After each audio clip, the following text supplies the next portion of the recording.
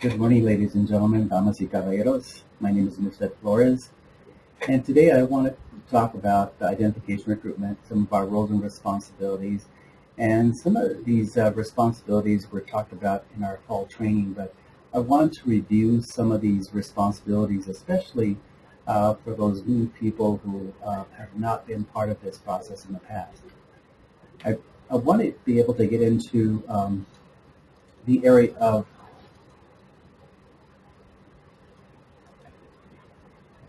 of today's presentation. And first of all, I want to be able to define and explain the purpose of various migrant education program processes and requirements, including some of the local identification and recruitment responsibilities, or ID&R, and also the development of the ID&R local and individual work plans that we talked about during the fall training, and also to review the re-interviewing requirements and protocol. First of all, let's talk about identification recruitment. As you know, identification recruitment is the source of the migrant education program. Without good, timely identification and recruitment, we don't have a program. Actually, we don't have students to be able to serve in a program. So when we look at these words, identification and recruitment, we need to make sure that we understand what is the meaning behind each of these terms. First of all, let's look at identification. This means they're determining the location and presence of migrant children and youth. And when we talk about this, that means we need to find out where they are, where they live, and where they're coming to, and what time during the year are they coming to the to work in the fields and also to attend our schools. The other thing too, as far as recruitment, means making contact with the migrant families. This is the time that we talk about the migrant education program, and we secure information from them to be able to make the child eligible for the migrant education program. When we do this process, we're also talking about recording all the information on the Certificate of Eligibility, or COE. And once we do that, then we have a pretty good idea of the child's eligibility into the program, and that's when we begin our services for the migrant child. So when we talk about identification recruitment, it's important for us to make sure that we have a job description for each one of our liaisons / recruiters / community-based recruiters. It's important that we have everything outlined, especially some of the activities to be conducted during the year. And we want to make sure that only trained and qualified staff are allowed to complete the Certificate of Eligibility, because we want to make sure that we have 100% eligibility rate accuracy. And at the same time, as we're talking about, when we talk about accuracy, we want to make sure that we're not talking about 95% and we're not talking about 90%, we're talking about 100%. We want to make sure that every one of our certificates are complete and accurate with all the documented information. And we also want to make sure that we have a recruiter log to make sure that we're looking at all the activities that are taking place during ID&R. A recruiter log is important not only for documentation, but also as part of our quality control plan. It is something that is very much required and also asked for by the Office of Migrant Education. Also, when we look at local ID&R responsibilities, and when we talk about recruitment, we must make sure that we have ample time to conduct ID&R activities and responsibilities.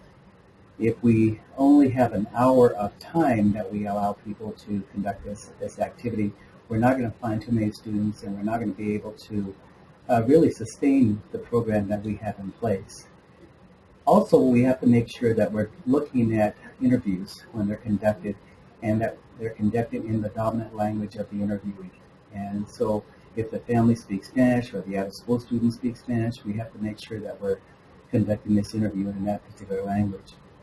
Also, flexible hours. And I know that this becomes an issue with some of our local districts. We want to make sure that we do contact the families, the qualifying worker or out-of-school youth, when they're available. Many times our families come to the school and we're able to sign them up, and that's good. We want our parents to be there. But at the same time, there are times where they're working and it's necessary for us to go after school, maybe during the time that they're at home on weekends, and to be able to conduct these activities. But again, This is a big part of identification recruitment if we're talking about timely recruitment of our families.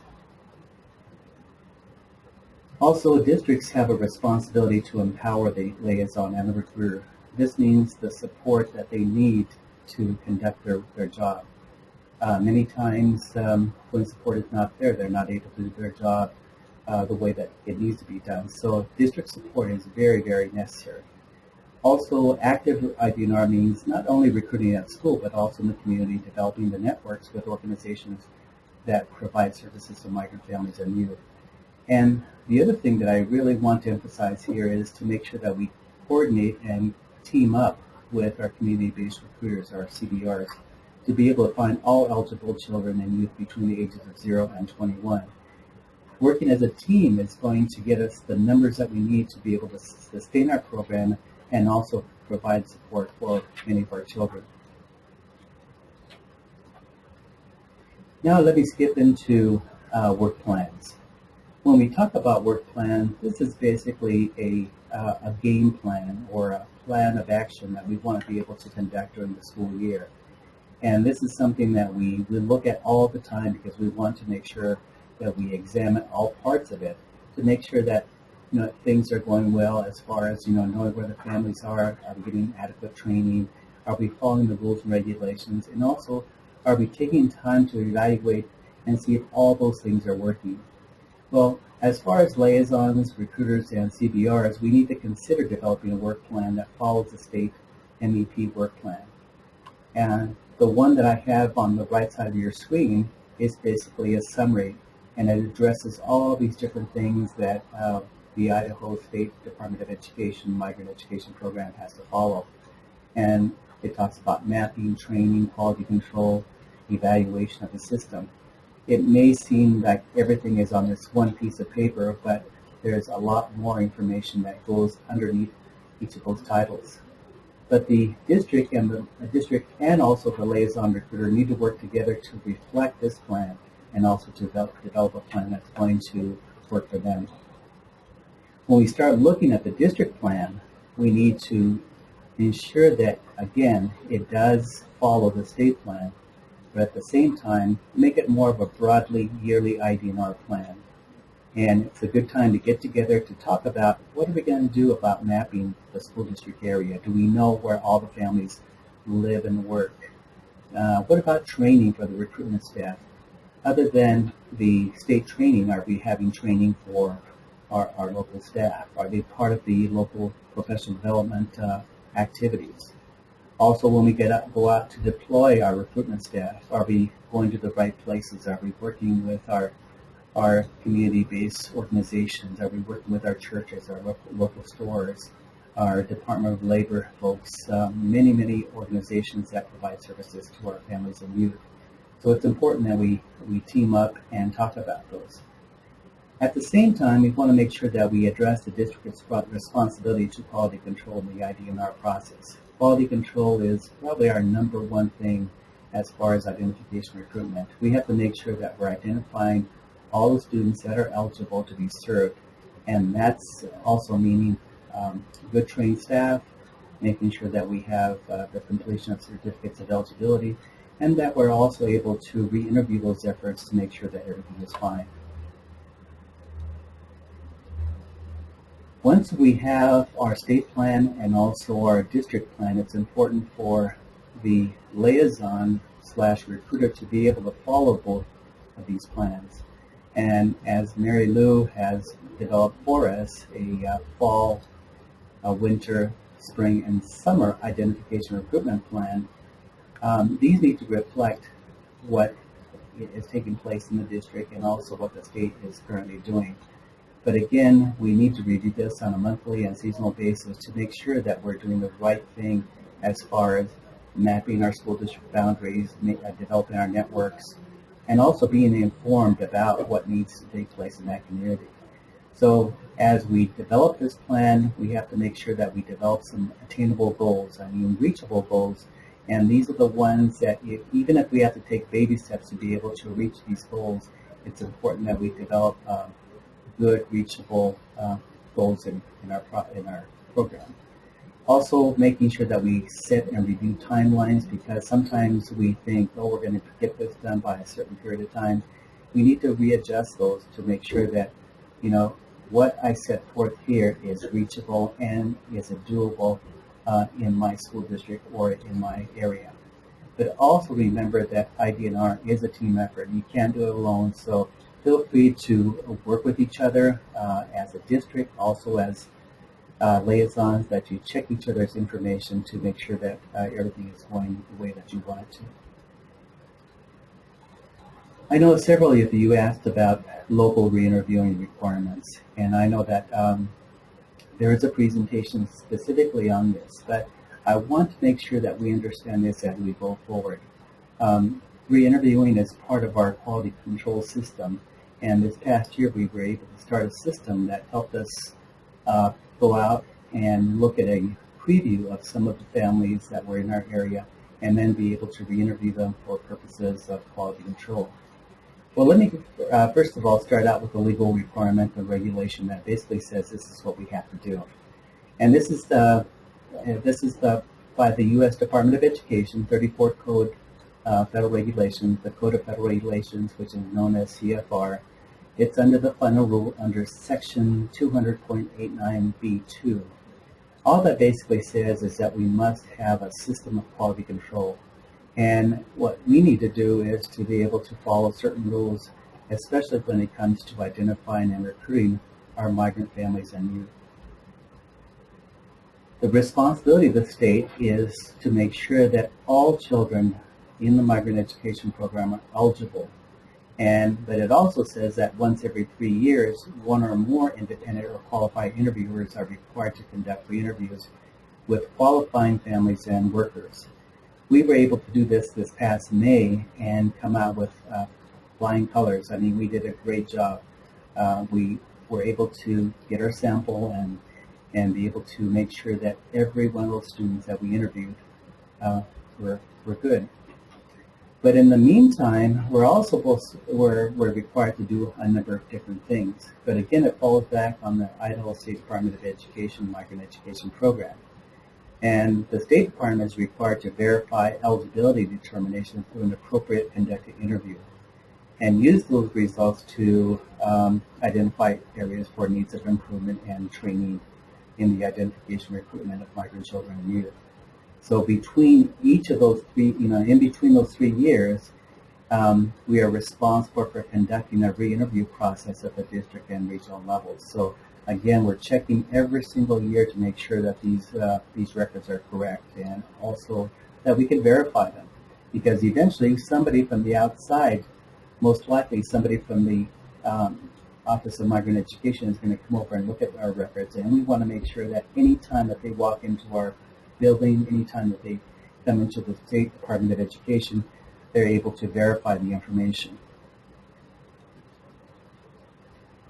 The purpose of re-interviewing allows for the confirmation of Idaho's eligibility determinations and the accuracy of the numbers of migrant children that the state reports. The State Department of Education is required to verify the numbers, and then they go into the count at the end of the year, and those counts basically in turn show up as dollars the next year. With those dollars, we're able to support our migrant children. So this past year, back in 2013-14, the local school districts began utilizing a rolling interview sample. And this is a sample or a process where sampling and interviewing is conducted continuously throughout the school year. The district is required to conduct a re-interview shortly after the initial interview with every 5th child enrolled in the migrant education program throughout the year. And the rolling sample is done close to the enrollment or the beginning of the school year, so the non-response is lower. And because in some cases we have families that they get there for a certain harvest and they take off to another district, or sometimes they'll leave to another state. We have a lot of movement throughout the state, so it's important for us to be able to verify those numbers as soon as possible. So the question is, when will the re-interviewing occur? this re-interviewing that we started last year is to be conducted each year during the months of October, December, February, and April. So when we look at, and we want to make sure that every fifth child that you pull from your sample is generated out of all migrant students with a qualifying arrival date, or QAD, on or after September 1st, 2000 of that year. So in this year, it would be 9/1/2014. And then we have to indicate that a new certificate of eligibility has been completed for that student during that current school year. So we're looking at a window of time of September 1, 2014 to August 31st of 2015. So we want to look at that window of time, and that's where we look at pulling the sample for us to be able to complete this re-interviewing process. So how does the process work? One of the things we want to be able to do is to re-interview the first two children selected from a simple or random sample. And as we did in the past, we used a very simple one, but we also gave examples of how to use a random sample as well. And I'll show you those two processes in just a few minutes. But we also want to make sure that each liaison will switch districts in order to avoid conflict of interest.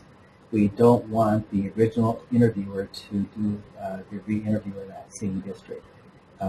That is what we try to avoid during the 3-year independent interview, but we want to make sure that we do this at the local level as well. We want to make sure, too, that cooperating districts will work with the LEA Migrant Family Liaison to arrange the time and date for the re-interview to occur, and also that the original liaison has the initial contact with the family, explain the purpose of the re-interview, and confirming the date, the time, and the place. So we want to work together on this to make sure that everything goes well. But again, when we get to the actual interview, that the original interviewer is not there. But so the process continues to work where the original liaison accompanies the out-of-school liaison, and they're instructed they can't speak or participate during the re-interview is taking place. We also want to make sure that if the family does not want to be interviewed or has moved to another state or region, that we select another child from the sample. But we want to make sure that during the months of October, December, February, and April that we have 2 complete re-interviews for each of those months. So again, it's important for us to make sure that we do 2 complete interviews. And for some of the larger districts, it's important that you look at maybe 4 or 5 each month because you have higher numbers. There is a form on our website called the Child Eligibility Re-Interview Questionnaire. And this is the document that is used in the re-interview process. This has a series of different questions and information that is usable, and it's a very simple effort, something that can be done within about 15-20 minutes during that re-interview process. The district is responsible for analyzing the results of the re-interview process, collecting the information that might be helpful for their particular district, and also to create a summary report to maintain for documentation during the MEP monitoring. And this year, I know that some of your districts have monitoring visits by the State Department. It's important that these summary reports be available for the reviewers to view. This report is, again, a very simple report. It should not be very long. It should not even be a page long. But the results of the re-interview process will include some of the problems and discrepancies identified, looking to see if you have any defect rates. For example, if you have any error rates, if you had a number of families that were not eligible for the program. But you must be able to summarize some of the problems, identify some of the causes, recommend some updates and or training in order to improve the accuracy of the eligibility determinations. When I talked last year about using a very simple process or taking a simple sample, This illustration looked like this, and we developed two columns, column A and column B. And what we did here is, if we were looking at the left side of this little chart here, and we have all the numbers, say the numbers were student ID numbers. So student number 1 would have, or the first student would have ID number 1, and number 2 would be the next one, number 3, and so on. In this process, it's a very simple process. You would go down to the 5th one, and then get that number or that student ID number, and then that name of that student and that family would be re-interviewed. Then you would go to the next, you would count down 5 more to number 10, be able to use that one as your second interview. And then I would look at number 15 and also number 20 to make sure that just in case number 5 doesn't work out, number 10 doesn't work out, you still have number 15 and then also number 20. Again, if all 4 of those don't work out, then you start again counting at the top of the list with number 2, number 3, number 4, number 5, and then number 6 would be your 5th one after that. So again, it's this is a very simple way of selecting numbers and names for a re-interview. It's an easy one to do, but if you still have questions about that, please give us a call. Now, if for some of you who would like to look at random numbers and be able to do something in Excel, this is a little different and sometimes a lot more fun for some of you. If you look at column A and column B in the first set of, in that first chart that I have right here, as you can see my little cursor right there, as you have column A, these are the numbers, the school ID numbers, and then they're from 1 to 20. Then you have column B, which is equals ran in parents. Okay, that's a formula right there. What you would do is you would take that number and then just drag it all the way down because you're using the same formula for the entire set of numbers. When you do that, it shows up into the second column here. So you have all your numbers on the left side, but you have all these numbers on the right side in column B. Then what you do is you do a sort. And again, if you use Excel, this is a very simple way. You would do a sort, and after sorting column B, then you have all these numbers that are randomized. So you can see that this third graph right here looks at number 14, 6, 13. It's no longer 1, 2, 3, 4, and 5. It's all scrambled. So now what you do is you pick the 5th one. So you look at 14, 6, 13, 7, and 19. That is your 5th one in that formula here. And then you go again, another 5. So 10, 16, 14, 17, and 2. So 2 would be your next one. So again, if these were ID numbers on this left column here, that's how you would find out. So the student that had number 14 as their ID number would be the family who would be interviewed. Okay? So again, it's a very simple process, and if you still have questions about that, give me a call. Text me, send me an email, and tell me, I need some help with this, and I'd be more than happy to help you with it. Do we have any questions? I know I've run through a lot of information. There is 3 sections. I talked about ID&R, our responsibility in doing this this important component of the migrant education program. And please let me tell you that it is the backbone of our migrant education program. Our recruiters, our liaisons, without them, this program does not go, because we have to make sure that we have good quality and timely recruitment. And we talked about work plans. It's important for us to make sure that we have good work plans. What's our game plan for this fall? What about this winter? What about this spring and also for the summer? It's important that we have good quality work plans that follow both the district and also the state plans. Then lastly, we talked about this re-interview process, the rolling interviews that, again, complement what the state has to do as far as their quality control efforts. Again, please, if you have any questions about that, feel free to get a hold of us. Okay? Any questions at this time? You can raise your hand and all, or if you want to ask me a question.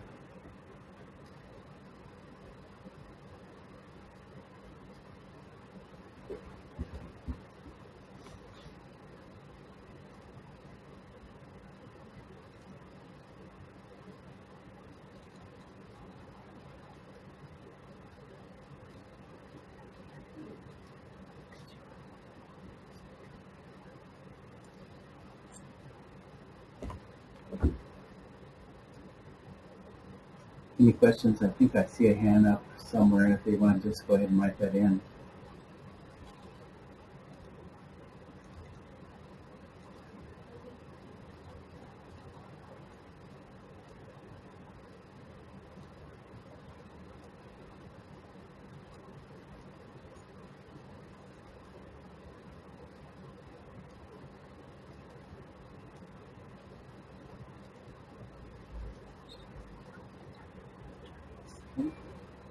I'll wait a few more minutes if anybody else has a question, or if they want to just type in some.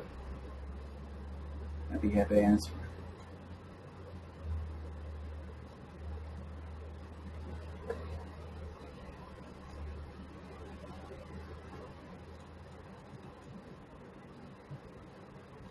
This presentation will be recorded and archived onto the website, and we will have the ability to, you'll have the ability to see this again.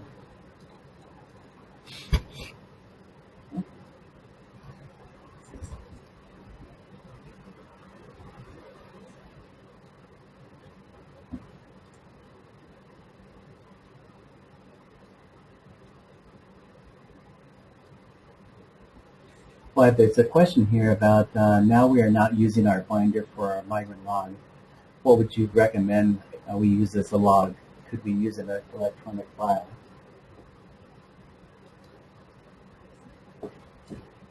The log is on the website, and you can use that as an electronic file.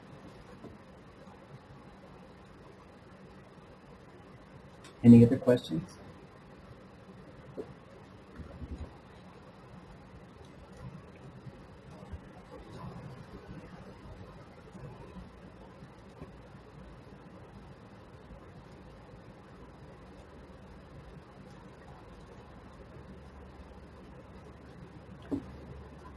Okay, I think I think that's all the questions we have. We want to make sure that if you do have any questions, and if there is any concerns that you have about this process, again, here's my contact information.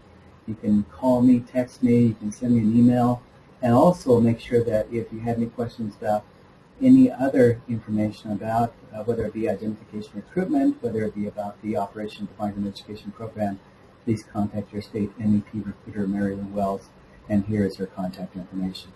So it's important that we do this, and I've always said that, like my kitty says, Ziggy the no-good cat says, if it's not written down, it didn't happen. So it's important for us to make sure that we write these things down, whether it be for the process of re-interviewing, whether it be the process of writing your plans, making sure that we have all that together and it be in written form. I'd like to thank you so much again for all of your time and efforts. I know that you're very busy during this fall term. My very best to you, and I hope to see you real soon. Thank you, and take care. Bye-bye.